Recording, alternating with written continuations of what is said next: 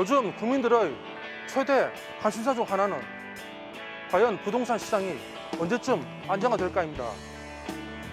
정부는 올 하반기에도 규제 강화로 투기 수요를 억제하는 동시에 실수요자와 서민들을 최우선으로 보호하겠다는 기조입니다. 이미 6월부터 세입자의 권리 보호를 강화한 주택임대차 신고제가 시행 중입니다. 시행 2달을 맞이해서 현장의 목소리를 들어봤습니다. 경기도 남양주시의 행정복지센터입니다. 업무 강도가 높기로 유명한 통합민원 창구를 찾아가 봤습니다. 전입신고나 가족관계 등록부 발급 같은 전반적인 민원 업무가 이루어지고 있는 이곳. 2달 전부터는 새로운 업무가 추가됐습니다. 저희 업무량은 좀 많이 늘었다고 봐야죠.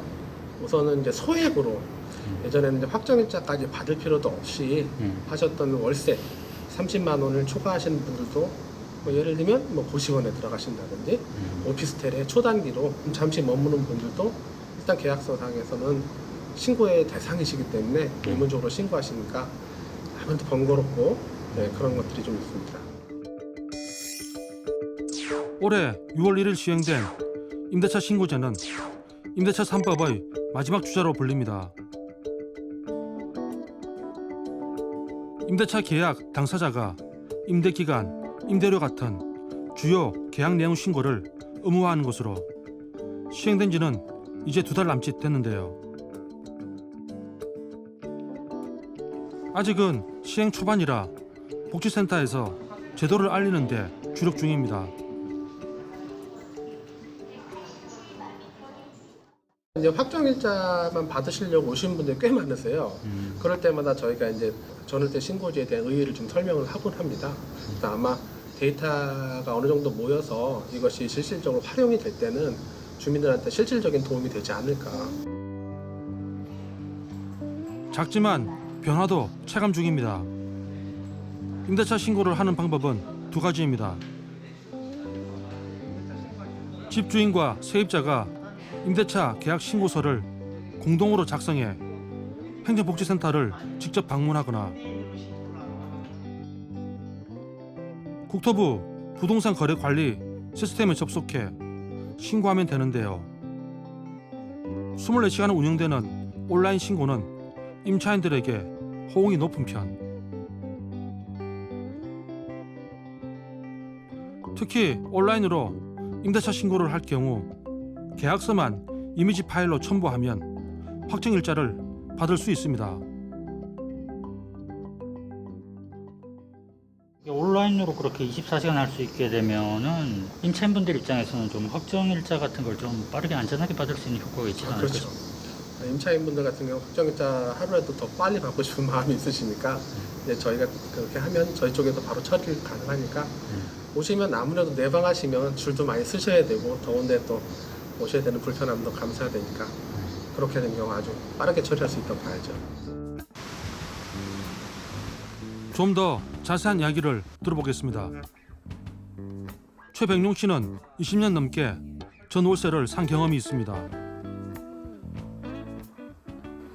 예전에는 뭐 이런 주택가의 한 개 층을 뭐 전세 뭐 1,500만 원에 살기도 했습니다. 그럼 뭐 주택가 쪽도 사셨다가 아파트 쪽도 사셨다가 어떻게 보면 또 몇 년마다 한 번씩 이사 다니시는 것도 큰일이었겠네요. 뭐 군 생활하면서 10번 넘게 다녀갖고 뭐 이사에 대해서는 아주 뭐 면역이 돼서 이사 때마다 불이 나게 확정일자 신고부터 하는 건 부부의 최대 숙제. 혹여 전 재산인 보증금이 뗄까 봐서입니다. 일단 전세 보증금은 확정일자를 먼저 받아야지 우선적으로 변제를 받을 수가 있기 때문에 이사를 하고 아내가 짐을 정리하는 사이에 지금 뭐 행정복지센터지만 그 당시엔 동사무소를 저 혼자 먼저 뛰어가서 확정일자를 받고 했던 그런 아픈 기억이 있습니다.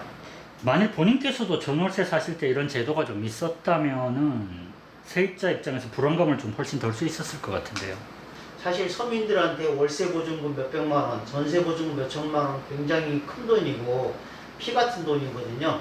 그런 돈을 이제 확정일자 신고를 하지 않아도 자동적으로 보호하게 된다니 서민들 입장에서 굉장히 안심할 수 있는 제도라고 생각을 합니다. 임대인 입장에서도 굳이 반대할 이유가 없다는 생각입니다. 이걸 언제 마련하게 되신 건가요? 제가 교직에서 퇴직을 하면서 퇴직금으로 좀 안정적인 월세를 좀 받는 게 좋겠다 싶어서 한 3년 전에 구매를 했습니다. 지금 뭐 다른 분한테 임대 중이신 건가요? 네네. 500에 월 45만 원의 임대 계약을 맺고 있습니다.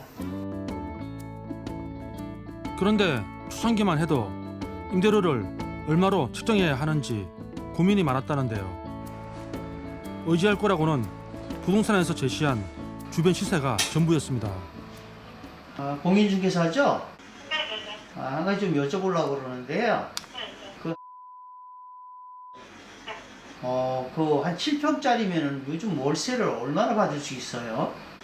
500에 45. 그게 평균 가격이에요? 평균은 42, 42, 45에서 왔다 갔다 해요?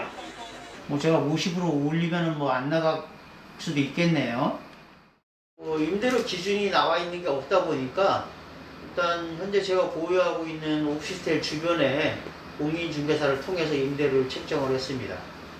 요즘 보면 온라인에 이런 시세 정보들 많이 돌아다니던데 그런 것도 좀 참고를 하셨나요? 당연히 참고를 하지만은 워낙 편차가 심합니다. 동일한 평형의 월세가 많게는 15만 원까지 차이가 납니다. 현재도 실거래가 공개 시스템을 통해 계약 금액 같은 기본 정보는 공개되고 있습니다. 하지만 이는 전체 계약의 30% 수준. 임대차 신고제로 나머지 70% 내용이 공개되면 훨씬 더 많은 데이터들을 추가로 확보할 수 있습니다. 국민들로선 임대차 시장 상황을 더욱 입체적으로 파악하고 활용할 수 있게 되는 겁니다. 이전에 저희가 확정일자를 이제 받았을 때 보면 단지 내에서도 가격 편차들이 꽤 있었거든요. 그러다 보니까 이제 비싸게 들어간 사람도 있고 싸게 들어가신 분도 그런데 그런 부분이 어느 정도 평화가 이루어지지 않겠느냐. 또 좀 투명한 정보들을 빠르게 임대인이나 임차인이 얻을 수 있다는 게 가장 큰 장점이 아닐까. 문제는 일부 임대인을 중심으로 성행 중인 꼼수입니다. 보증금 6천만 원 이하고 그리고 월세가 30만 원 이하일 경우에는 이제 이게 신고를 안 하게끔 되어 있다 보니까 그 금액에 맞춰서 하고 관리비를 이렇게 올려서 해도 되는지에 대한 이제 문의가 많이 오고 있어요. 그러니까 신고 제외 기준인 월세 30만 원으로 내리면서 대신 관리비를 더 받는 식인데요. 부동산 중개 플랫폼에서도 월세에 비해 관리비가 과해 보이는 일부 매물을 확인할 수 있었습니다. 이거는 어떻게 보면 이제 편법을 쓰는 방법이긴 한데 저희 입장에서도 뭐 굳이 그렇게 안 하셔도 성실하게 신고하시면 된다라고 얘기하고 있어요. 근데 실질적으로 그렇게 돌리는 거랑 안 돌리는 거랑 임대인 입장에서 뭐 차이가 좀 큰가요? 어떤가요? 그러니까 자기 재산이 이제 나라에 공개가 되는 부분이니까요. 이게 그런 걸 좀 감추고 싶으신 분들 입장에서는 좀 숨기고 싶으실 거고 막 닻을 올린 임대차 신고제를 훼손하는 이런 꼼수들. 전 월세란에 서러운 세입자를 위해서라도 근절되기를 바랍니다.